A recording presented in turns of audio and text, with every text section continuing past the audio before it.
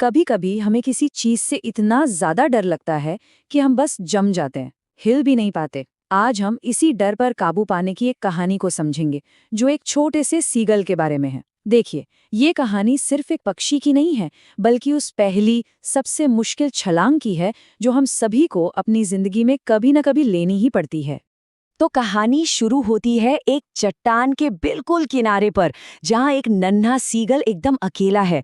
उसका पूरा परिवार, उसके भाई बहन सब पहले ही अपनी पहली उड़ान भर चुके हैं और उसे पीछे छोड़ गए हैं। अब वो अकेला है और उसके सामने है एक बहुत बड़ी, बहुत डरावनी चुनौती। हम इस सीगल के पूरे सफर को 5 हिस्सों में देखेंगे। पहले बात करेंगे उसके डर की, फिर परिवार ने उसे क्या सिखाया, उसकी भूख कैसे एक वजह बनी, और फिर वो एक गोता जिसने उसे उड़ना सिखा दिया, और आखिर में पंखों पर जिंदगी कैसी होती है। तो चलिए शुरू करते हैं। तो पहला हिस्सा ये उस अंदरूनी लड़ाई के बारे में है, उस डर के बारे में जिसने उस सीगल को जैसे एकदम लाचार बना दिया था।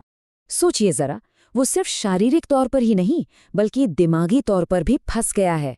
चट्टान के किनारे पर खड़ा है, नीचे देख रहा है तो मीलों तक फैला हुआ गहरा समंदर है। उसके लिए ये कोई उड़ान नहीं, ये तो मौत की छलांग जैसा है।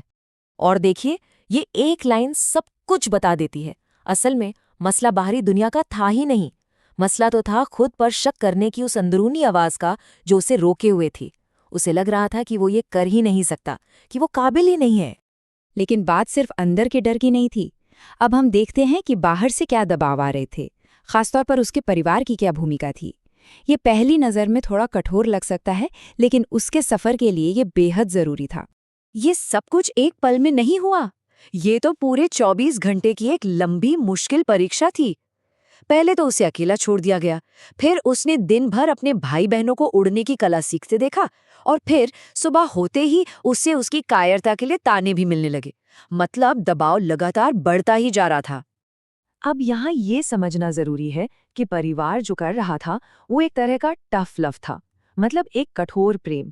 वे उसे उसके डर से बाहर धकेलने की हर मुमकिन कोशिश कर रहे थे, क्योंकि वो जानते थे कि जिंदा रहने के लिए उसका उड़ना कितना ज्यादा जरूरी है।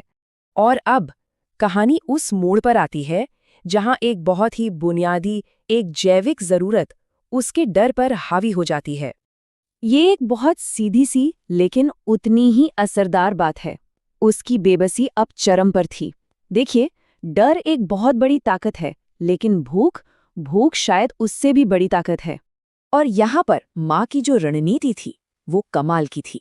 ये एक सोचा समझा मनोवैज्ञानिक खेल था। वो उसे सिर्फ खाना नहीं दे रही थी, वो उसे एक ऐसी सिचुएशन में डाल रही थी जहां छलांग लगाना ही एकमात्र रास्ता बचा था। उसकी भूख अब इस कदर बढ़ चुकी थी कि उसके सारे तर्क, सारा डर सब पर हावी हो गई। और बस यही वो पल था, कुछ सोचना समझना नहीं, बस एक पल की प्रतिक्रिया। भूख ने डर पर जीत हासिल कर ली और उसने छलांग लगा दी। तो उस एक छलांग के साथ हम कहानी के चौथे हिस्से में आते हैं, वो भयानक गिरावट का डर। और फिर वो पल जब उसकी सहज वृत्ति, उसके इंस्टिंक्ट्स ने सब कुछ संभाल लिया। जैसे ही उसने गोता लगाया, उसे लगा कि उससे बहुत बड़ी गलती हो गई है। वो घबराहट का एक ऐसा पल था जब उसे लगा कि हार तय है, सब कुछ खत्म हो गया है। लेकिन फिर कुछ कमाल होता है। उसका शरीर वो ही करने लगता है जिसके लिए वो बना था। वो सोच नहीं रहा था, वो बस कर रहा था। धीरे धीरे वो डर उड़ने के एहसास में बदल गया। वो हवा को महसूस कर सकता था और उसे पता चल गया कि अब वो सुरक्षित है। और इस पहली उड़ान के साथ हम अपनी कहानी के आखिरी हिस्से पर पहुंचते हैं, जहां हम देखेंगे कि उसके इस साहस का उसे क्या इनाम मिला। ये तस्वीरें देखिए, ये पूरी कहानी को कितनी खूबसूरती से दिखाती हैं। एक तरफ उसका अकेलापन है और दूसरी तरफ परिवार के साथ उसकी शानदार वापसी, जो अब खुशी से उसके चारों ओर उड़ रहे हैं। अब वो अकेला नहीं है, वो उस झुंड का एक अहम हिस्सा है। ये एक बहुत गहरी बात है। जब हम किसी डर पर काबू पा लेते हैं तो वो कितनी जल्दी हमारा नया नॉर्मल बन जाता है ना?